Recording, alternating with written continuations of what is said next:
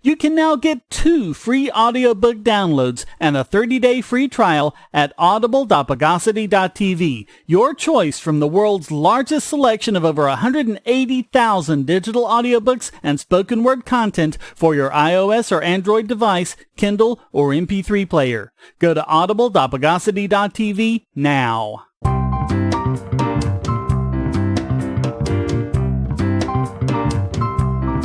Welcome to the Bogosity podcast for the week of April 16th, 2017, the podcast that wanders lonely as a cloud.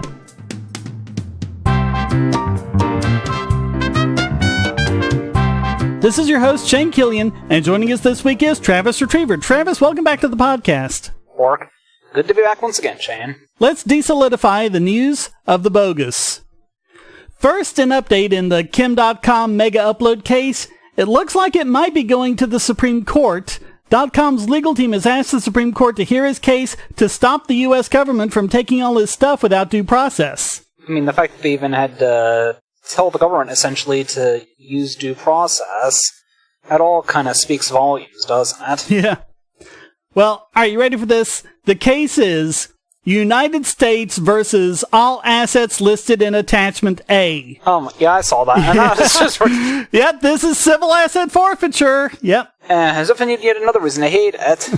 Yeah, this is where the government issues a case against inanimate objects rather than human beings. I mean, they already have a war against inanimate objects like drugs, so, Yeah. I mean... Why not?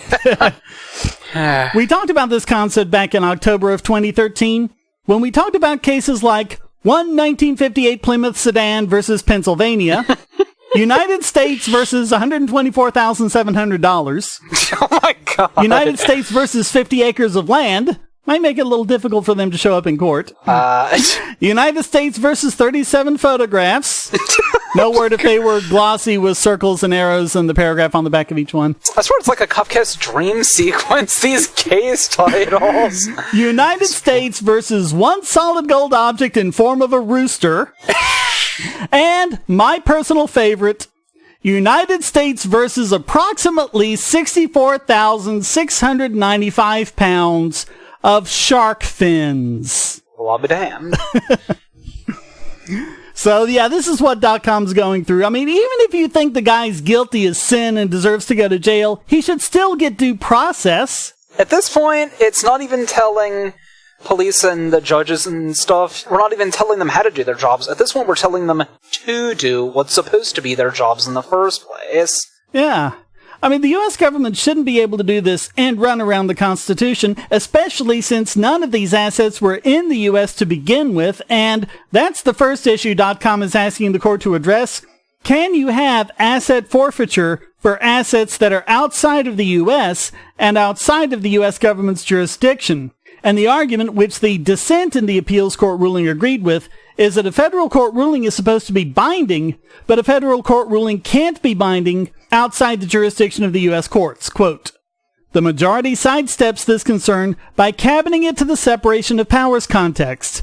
The defendant in this action, the race, is outside of the United States and beyond the control of the district court. Absent control, no order of the district court can be binding on the race because the fate of the race is ultimately not in the hands of the district court.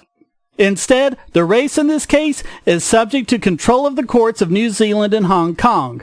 Without control of the race, the district court's decision cannot bind the race and thus constitutes an advisory opinion prohibited by Article 3. I mean, it's one thing if they can actually prove that, well, yeah, but he used these assets to do X, Y, Z, and therefore that's why they should be taken, but no, we're taking it because screw you. Yeah, what you're talking about will be criminal asset forfeiture, where you actually go and you have a trial, and if he's convicted, then they can take the assets. This is civil asset forfeiture, where they basically sue the inanimate objects in civil court. Oh, so in that case, I can pretty much unanimously say, or unequivocally say, asset forfeiture, at least civil asset forfeiture, is just completely bogus. I mean, it basically just sounds like glorified robbery. The other two issues deal with the claim that Dotcom can't protest the seizure of his assets because he's a fugitive. We've already wondered how he can be a fugitive from the U.S. when he's never even been there. One also wonders how he can be a fugitive when he's not hiding or running away, but going through the proper legal channels he's entitled to in New Zealand. So much for, well, if you just obey the law and you're not guilty, you have nothing to fear, am I right? Yeah. He isn't a fugitive. He's not hiding. He's not running. He's following the rules of due process. The U.S. federal government is not. He's fighting extradition to a country where he's never even set foot. Reeve. Now, most requests to the Supreme Court to hear cases are rejected, but they're more likely to be taken if there are conflicting ruling in the Federal Circuit or appeals courts.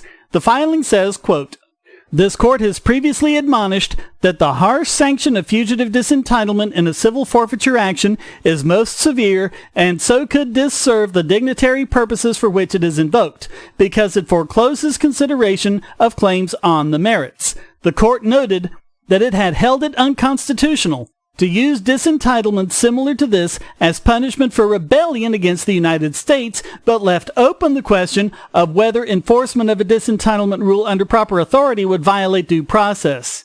Nonetheless, a divided panel of the Fourth Circuit affirmed civil forfeiture based on fugitive disentitlement." So, hopefully the Supremes will take this up, and hopefully they'll rule the correct way for all our sakes. Oh, let us dream. Dang it, let us dream.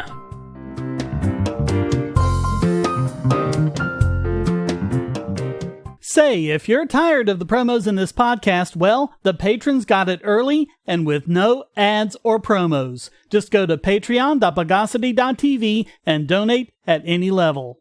Do you have children or nieces or nephews? Are you homeschooling or just want to counter some of the socialist indoctrination most children get in school? If so, go to bogosity.tv/TuttleTwins and you'll be taken to a website where you can get some great books for elementary age children. The Tuttle Twins books are books about liberty and free market economics that include children's versions of Bastiat's The Law, Leonard Read's I, Pencil, and Hayek's The Road to Serfdom, as well as books about the Federal Reserve and how regulations protect business cronies. They'll learn about the harm caused by eminent domain, or regulations passed in the name of safety, and fundamental concepts of liberty. And as you can see from the sample pages on the website, they're all easy to read and nicely illustrated. They're just $9.99 a piece, or get a special discount as well as free bonuses when you purchase all 5. You can even buy in bulk to donate to schools and local libraries. So get the Tuttle Twins books at bogosity.tv/TuttleTwins. And another story about patents. The response we keep getting from statists is that patents are necessary for innovation. We point to history to show that exactly the opposite is the case, and history just gave us one more data point in India. So CSIR Tech, an arm of India's Center for Scientific and Industrial Research, had to shut down operations because they filed too many patents. As the Hindu reports, quote, CSIR has filed more than 13,000 patents, 4,500 in India and 8,800 abroad, at a cost of 500 million rupee, about $7.7 million, over the last 3 years. Across years, that's a lot of taxpayers' money, which in turn means that the closing of CSIR Tech is a tacit admission that its work has been an expensive mistake, a mistake that we tax-paying citizens have paid for. I would never actually read that SCIR bit out like that. I would just call them Caesar. Caesar. Okay, we'll go with that. Getting these patents had nothing to do with innovation or even licensing revenues, but just so they could look more impressive. Quote, recently, Caesar's Director General Girish Sani claimed that most of Caesar's patents were biodata patents, filed solely to enhance the value of a scientist's resume, and that the extensive expenditure of public funds spent in filing and maintaining patents was unviable. Caesar claims to have licensed a percentage of its patents, but has so far failed to show any revenue earned from the licenses. This compulsive hoarding of patents has come at a huge cost. If Caesar Tech was privately run, it would have been shut down long ago. Acquiring intellectual property rights comes out of our blind adherence to the idea of patenting as an index of innovation. It always struck me as, like, some kind of circular reasoning, like the same people who will lump in government spending on healthcare as a reason why government healthcare is a good thing. Yeah, can't do that, folks. Knock that off. And the measure of how good a country's healthcare system is how much their government spends on it. Yeah. Jeez. But this patent thing, we see it all the time. Scientists file patents just out of vanity. Companies file them for prestige and on and on.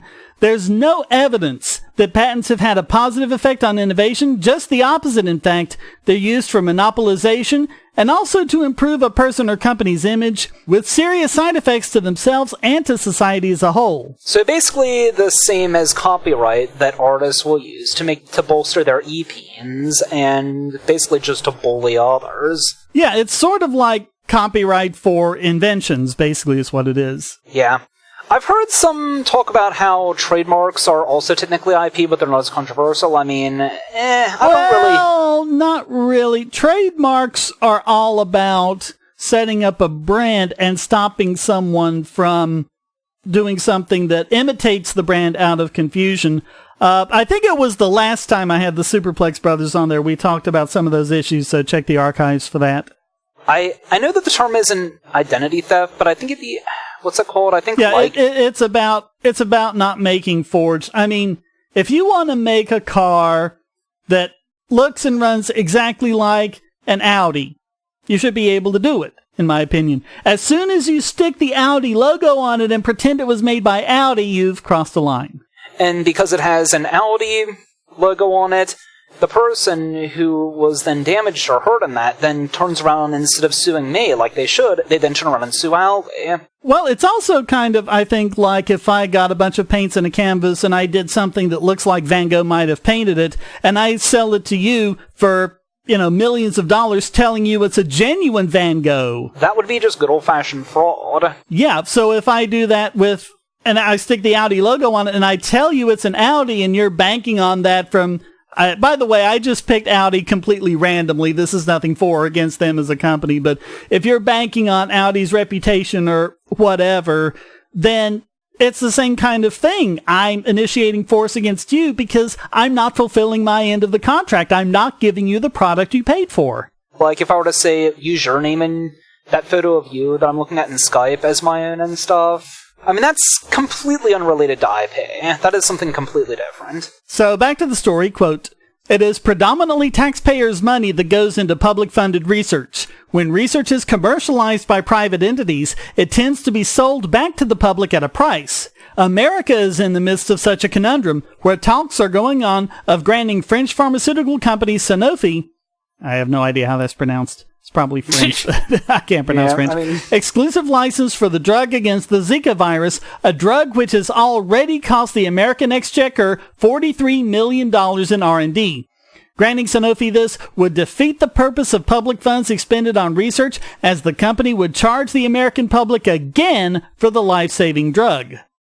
But the Hindu offers an interesting compromise solution, quote, "A possible solution to preserve the objective of publicly funded research is to devise an IPR policy wherein patents are initially offered on an open royalty-free license to startups. Once startups commercialize the invention successfully, the royalty-free license could be converted into a revenue-sharing model. Not only would it bring a sense of accountability to the managers who run the system, but it would also open up publicly funded research to a whole lot of people, especially startups, who can now test, verify, work, and put the patented technology into the market. Or just get rid of patents entirely because they were never needed for innovation and only ever made things worse, but hey." Yeah. That's an interesting halfway kind of solution there. I mean, hey, it's still an improvement, and I'm totally for it if it improves things.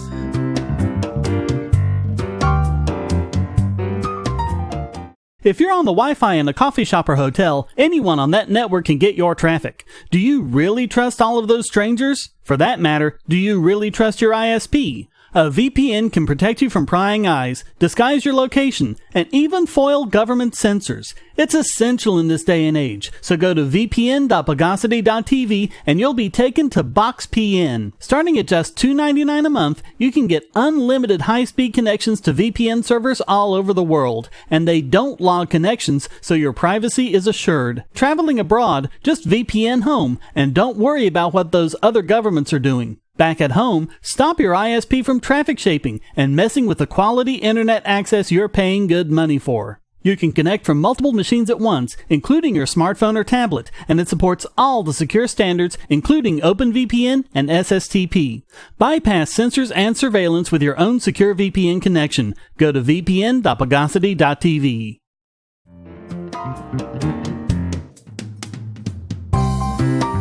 Travis, you have a very heartbreaking story from us from the University of Texas at Arlington? Oh my god, yes. So, you know how we keep hearing all these stories about false allegations of bigotry or sexual harassment or whatever ruining lives?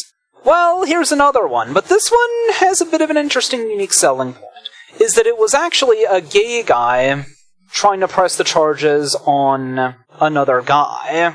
It says, you should consider killing yourself. That's what Thomas Clock, a straight male student at the University of Texas at Arlington, allegedly told a gay male classmate after finding out his sexuality on class May 19, 2016.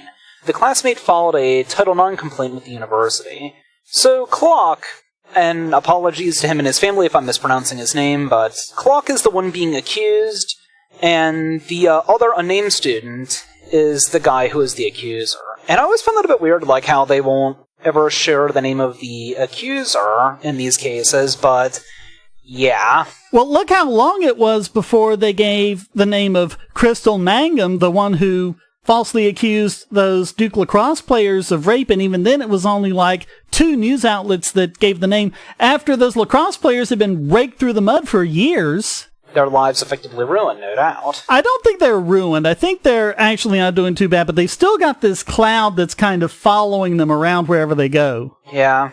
My heart goes out to them and their families, as it does for Clock, who denied having ever made such a comment. In his version of the story, the classmate came into him during class, calling him beautiful. Clock understandably would have felt uncomfortable, as would I have, and I say this as a gay male myself, if it just came completely right out of the blue like that. And I'm thinking seriously, dude, time and a place, damn it.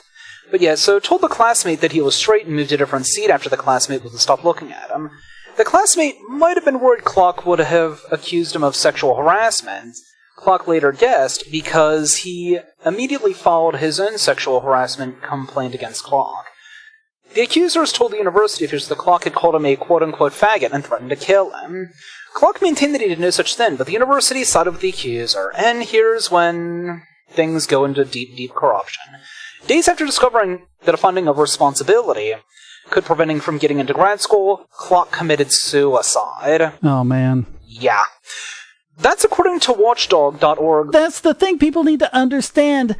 That sort of thing has real consequences. This isn't just a harmless thing. Mm-hmm.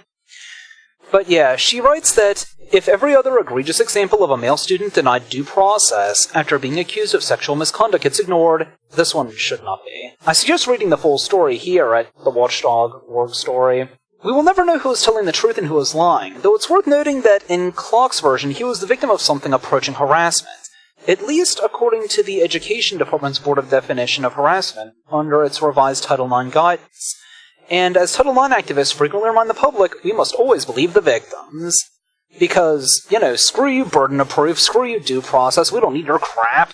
Well, and in this case, it just seems like the victim was whoever filed the complaint first, because if Clark, or whatever his name is, had filed the complaint first, he could have said, yeah, he was sexually harassing me, and then he would have been the victim. Yeah, it gets even more infuriating as this goes on, because the investigation was biased against Clock from the start, owing to the unfortunate fact that his accuser was on friendly terms with Associate Vice President of Student Affairs Heather Snow, who assisted the accuser in filing the complaint. Snow did not follow procedure. According to a lawsuit filed against the college by Clock's family, she failed to contact the university's Title IX coordinator and took charge of the investigation herself.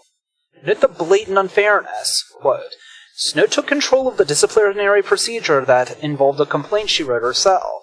She enlisted the help of UTA's Associate Director of Academic Integrity, Daniel Moore, and had him tell Clock that he was immediately prohibited from attending the class where the incident was alleged to have occurred.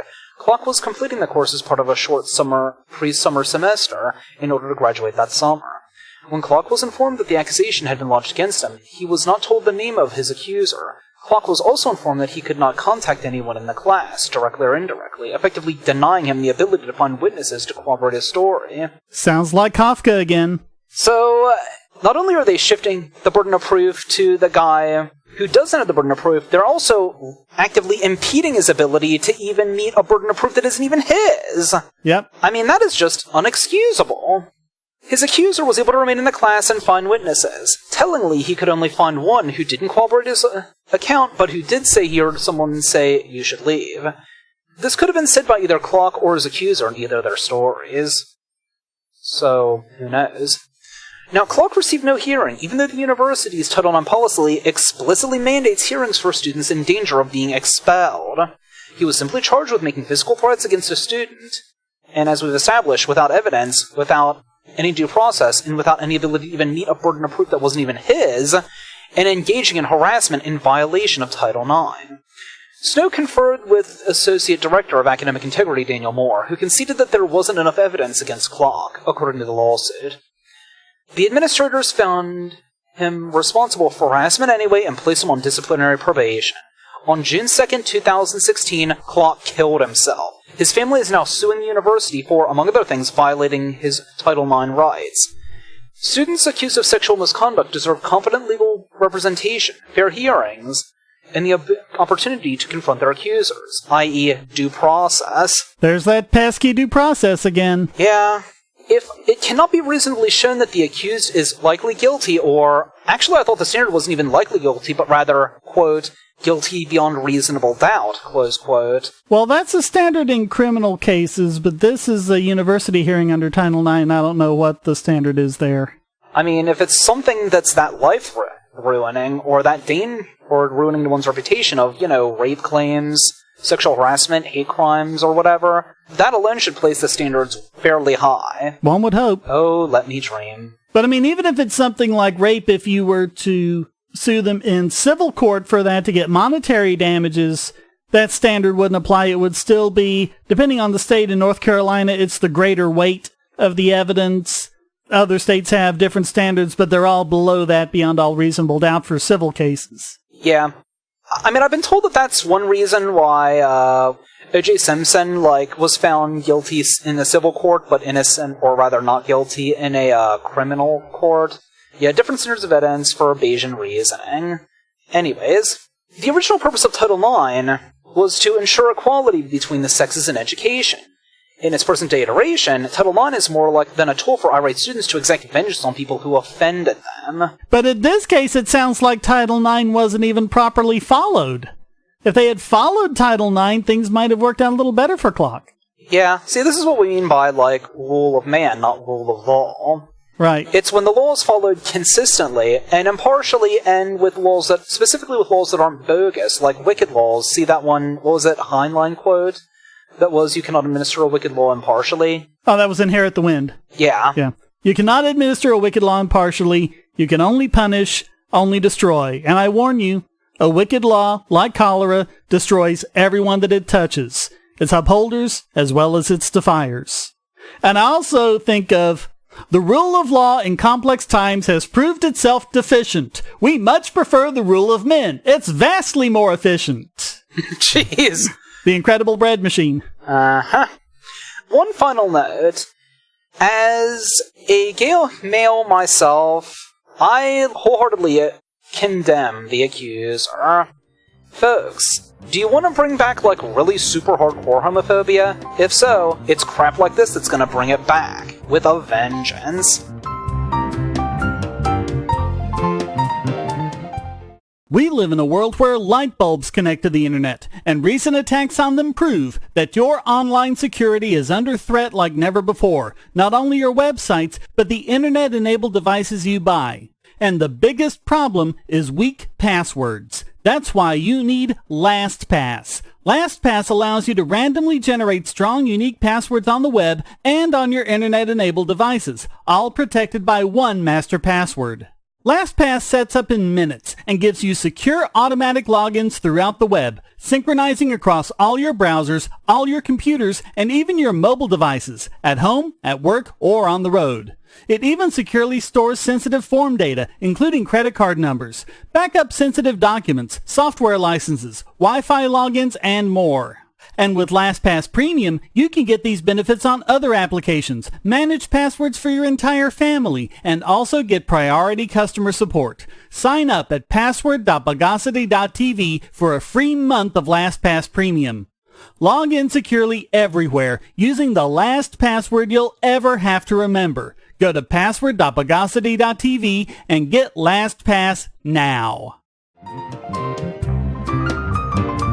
And now it's time to revoke the signature of this week's biggest Bogon emitter.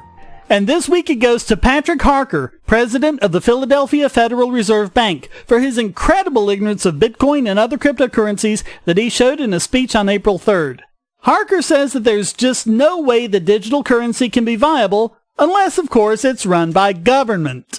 Well, I mean, if you want something run competently, you want it run by government. That's why the post office is considered top of the law. Oh, wait. But even then, there are, quote, technical challenges, the unprecedented risk of cyber attacks, potential for criminal activity like money laundering, and threats to privacy. Okay, first of all, if he knew anything at all about cryptography, he should know that it's almost impossible to launch a cyber attack on a well-designed cryptocurrency, because if it were, it would have happened by now, given how much money is being traded in Bitcoin. I mean, it's been tried. As for the technical challenges, the fact that there are so many open source cryptocurrencies being run by people who get no payment for it, they don't seem to be all that insurmountable. Third, really, money laundering? Given the fact that most money laundering is done in cold hard US dollars? But Shane, Bitcoin doesn't differentiate between one or the other. Yeah, and their precious roads don't differentiate between someone going to work and someone going to rob a bank. Well, neither do tiny little green pieces of paper with a picture of a dead guy on them. But that's different because magical space potatoes. And privacy. Really? Government's worried about that all of a sudden? I mean, the thing governments don't like about cryptocurrencies is that they actually do a pretty good job of protecting privacy. You can get deterministic Bitcoin wallets that allow you to do a separate Bitcoin address for every transaction. Dash, which is not Dashcoin, that's a separate thing. Dash allows you to use a technology called private send, which ensures the privacy of transaction history and balances. So there's your privacy. Adding to that, a few things I've learned with the Bitcoin stuff is, even in the absolute worst cases, it takes maybe a few hours, and this is worst case scenario for a transaction to clear. With US dollars, with my bank account, it can take up to a week, courtesy of the automated clearinghouse holding stuff. Yeah, I mean, it's getting really bad with Bitcoin now, and will until they solve the block size controversy. But yeah, it's taking hours instead of 10 minutes. But, like you said, with a regular money transfer, you're lucky if it shows up the next business day. But anyways, now we get to the juicy part. Quote, Harker believes digital currencies will not delegitimize banking. That was never the point.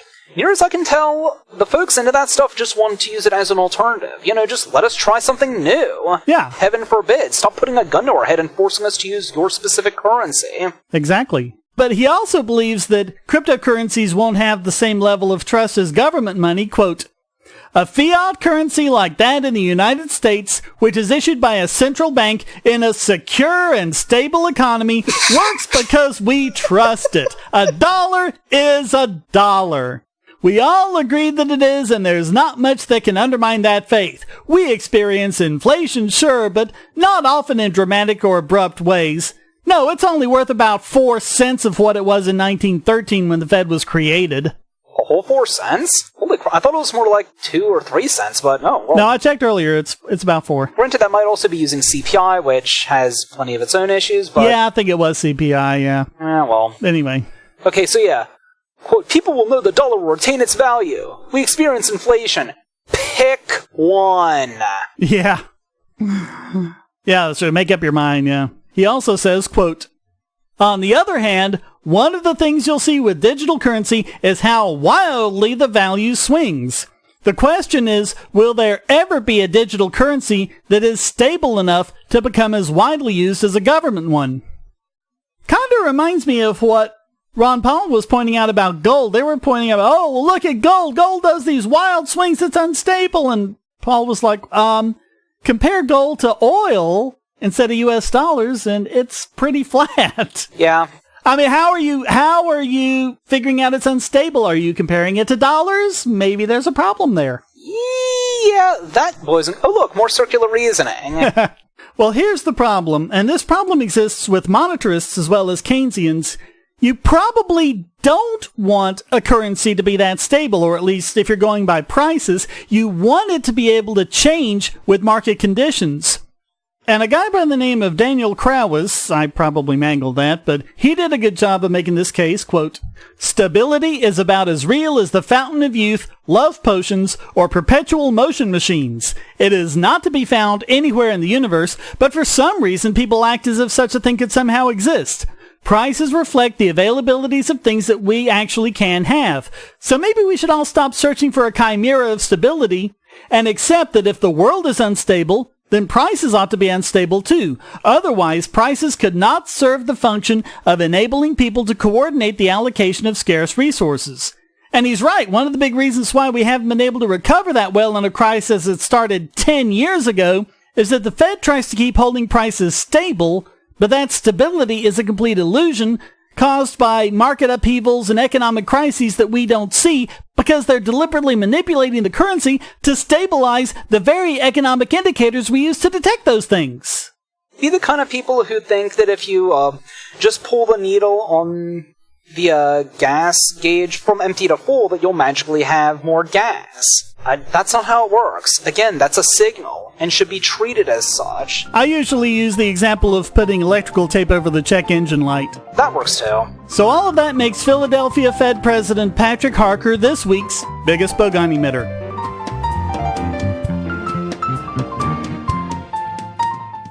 Bogosity.tv gives you great ways to shop at Amazon. Clear your cookies and go to amazon.bogosity.tv and you won't pay a penny more for your purchase. Or go to prime.bogosity.tv for a 30-day free trial of Amazon Prime and enjoy thousands of movies and TV episodes, borrowed Kindle books, and get unlimited 2-day shipping for free. And speaking of Kindle, go to kindle.bogosity.tv for a 30-day free trial to Kindle Unlimited. Read over 1 million books and listen to thousands of audiobooks on any device.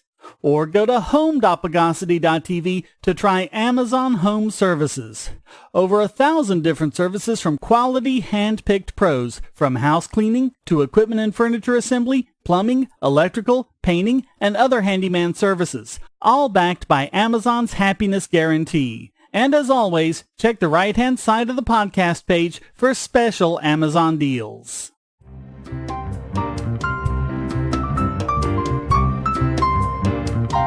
And now let's hit the mute button on this week's Idiot Extraordinaire.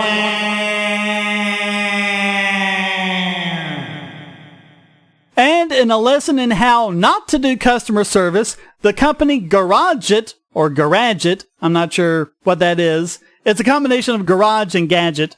The maker of smart garage door openers, but obviously not the smart maker of garage door openers, found what they thought was just the best way of dealing with a negative review online. Remotely brick the guy's device so he can't use it at all. Reef. So more and more with the Internet of Things, we're seeing how these Internet-enabled devices can make us vulnerable to hackers and even snoopy nation-states.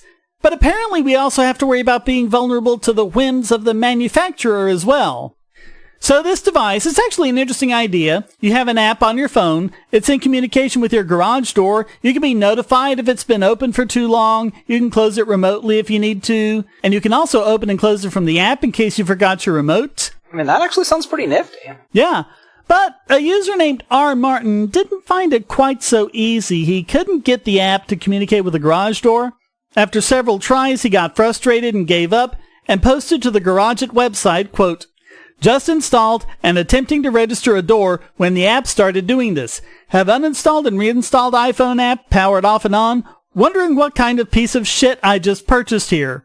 He also gave it a 1-star review on Amazon saying, "Junk. Do not waste your money. iPhone app is a piece of junk, crashes constantly, startup company that obviously has not performed proper quality assurance tests on their products." 20 other users posted negative reviews, but it was that post that got under the skin of owner Dennis Grzak, who responded, quote, "Martin, the abusive language here and in your negative Amazon review, submitted minutes after experiencing a technical difficulty, only demonstrates your poor impulse control." Does this not sound like every single woo commenting on YouTube? "I'm happy to provide the technical support to the customers on my Saturday night, but I'm not going to tolerate any tantrums.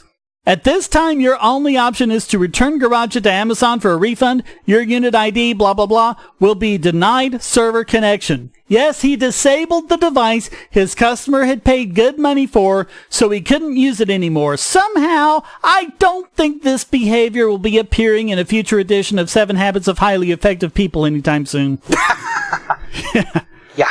Not a good move. The internet exploded, as it does, like we just saw with United Airlines. Oh, God. Now, probably no one would have minded if the guy had just offered to refund his money, but that behavior, no one was tolerating it. So, after numerous responses and even satire, Grzak decided he needed to do some damage control. He posted, quote, "Okay, calm down everybody. Save your pitchforks and torches for your elected representatives."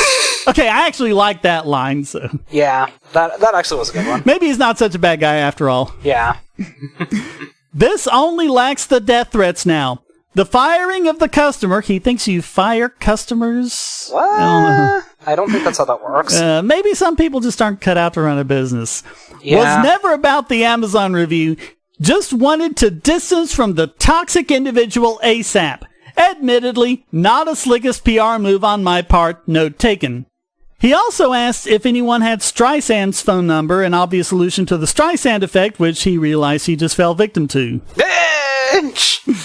Grzak told the LA Times, quote, "Obviously it was a mistake. I was overprotective of my product, and it was hard to take this criticism. It's not going to happen again." He did make it clear that Martin was not being locked out of the garage or anything like that. It was just the internet service that was canceled. He could still open and close his garage door. He admitted it was a mistake, and he said it was due to inexperience and the pressures of operating as a one-person startup. And he pointed out that his experiences as an IT consultant where you can refuse a contract to a troublesome client, but, quote, "that obviously isn't going to work with this industry." Yeah, obviously. Yeah, when you're selling a physical product, it's a little different. Yeah. Like, I was pretty disappointed with even Elon Musk of all people, and I'm like thinking, seriously, you two pulling this kind of nonsense? But yeah, for the guy's credit, he did at least after the fact say, "Okay, yeah, I was in the wrong. I'm sorry." Yep, lesson learned. But as Grzak found, that's life. Sometimes you have to take your lumps, including being named this week's Idiot Extraordinaire.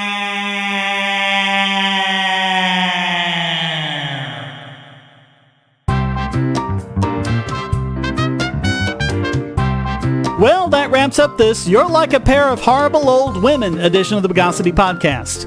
Come join the discussion at forum.bogosity.tv and feel free to send a question, statement, news article, or rant in text or audio to podcast@bogosity.tv. This podcast depends on you to keep going, so please donate using the links on the website or the QR codes in the thumbnail, or become a patron at patreon.bogosity.tv and get the podcast and YouTube videos early and without ads or promos. Thank you for listening, and thanks to Travis Retriever for joining me. Ruff. 'Twas fun. Until next time, here's a quote from P.T. Barnum. "However successful a man may be in his own business, if he turns from that and engages in a business which he doesn't understand, he is like Samson when shorn of his locks. His strength has departed, and he becomes like other men." The Bogosity podcast is licensed under Creative Commons Attribution Non-Commercial No Derivatives 4.0 International License.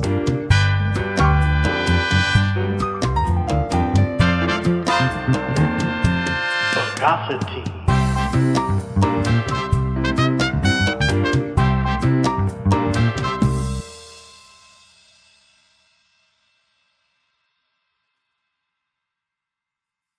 Want answers to creationist claims against evolution?